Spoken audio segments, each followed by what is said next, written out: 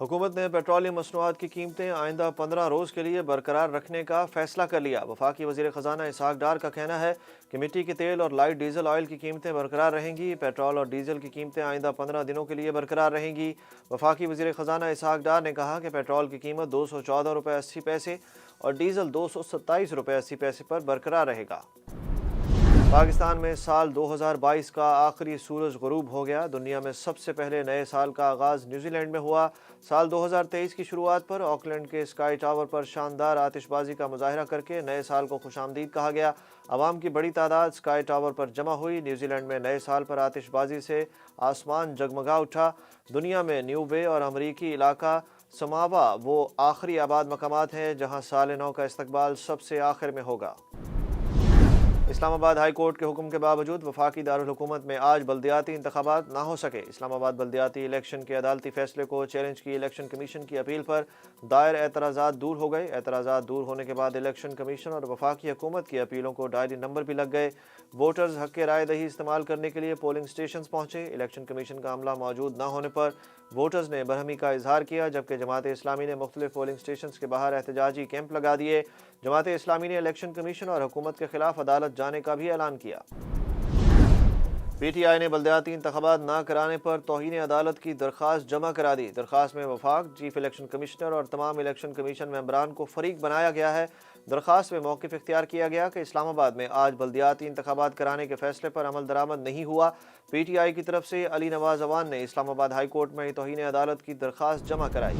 तहरीक इंसाफ ने peoples party के रहनुमाओं शर्जील इनाम मेमन और नासिर हुसैन शाह के खिलाफ पंजाब में हॉर्स ट्रेडिंग का मुकदमा दर्ज करने का फैसला कर लिया। फवाद चौधरी का कहना था कि रहीम यार खान से हमारे MPA ख्वाजा मसूद, जिन्होंने परवेज़ इलाही को वोट नहीं दिया था, चेयरमैन PTI ने उन्हें नाअहल डिक्लेयर कर दिया।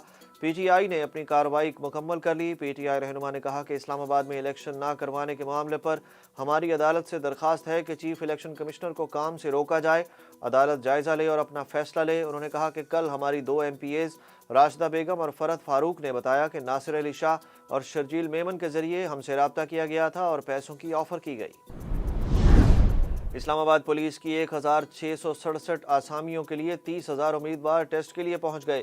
बड़ी तादाद में उम्मीदवारों के आने से इस्लामाबाद स्टेडियम भर गया। सोशल मीडिया पर वायरल होने वाली वीडियोस में स्टेडियम को मुकम्मल तौर पर भरा हुआ देखा जा सकता है, जबकि कई उम्मीदवार स्टेडियम के अंदर दौड़ के ट्रैक पर भी बैठे दिखाई देते हैं। तहरीरी इम्तिहान देने वालों में मर्द और ख़वातीन उम्मीदवार शामिल थे। पाकिस्तान में आमतौर पर किसी भी स्टेडियम में इतना रश बैनुल अक़वामी क्रिकेट मैचेस के दौरान दिखाई देता है। सिर्फ हज और उम्रा करने वाले पाकिस्तानी ही आब जमजम ला सकते हैं। सऊदी वजारत हज और उम्रा ने एक बार फिर वाज़ेह कर दिया। सऊदी वजारत हज और उम्रा ने पाकिस्तान से सऊदी अरब ऑपरेट करने वाली तमाम एयरलाइंस को हिदायतनामा जारी कर दिया। मरासले के मुताबिक विजिट वीज़ा, बिजनेस वीज़ा और नौकरी पेशा अफराद अपने हमरा आब जमजम साथ नहीं ला सकते। विजडन की जानिब से वनडे फॉर्मेट की टीम ऑफ द ईयर का ऐलान कर दिया गया। विजडन की वनडे टीम में पाकिस्तान के बाबर आजम को कप्तान मुकर्रर किया गया है, जबकि इमामुल हक भी टीम का हिस्सा हैं। इससे कबल विजडन की जानिब से T20 team of the year का ऐलान भी किया गया था। 2022 के लिए विजडन की T20 टीम में पाकिस्तान के 3 क्रिकेटर्स जगह बनाने में कामयाब हुए थे।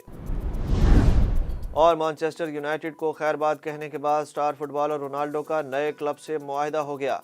अब मीडिया के मुताबिक मैनचेस्टर यूनाइटेड को खैरबाद कहने के बाद अब क्रिस्टियानो रोनाल्डो ने सऊदी फुटबॉल क्लब अल नसर से 2.5 साल का मुआहदा कर लिया। अरब मीडिया का कहना है कि अल नसर रोनाल्डो को हर साल $7.5 करोड़ देगा।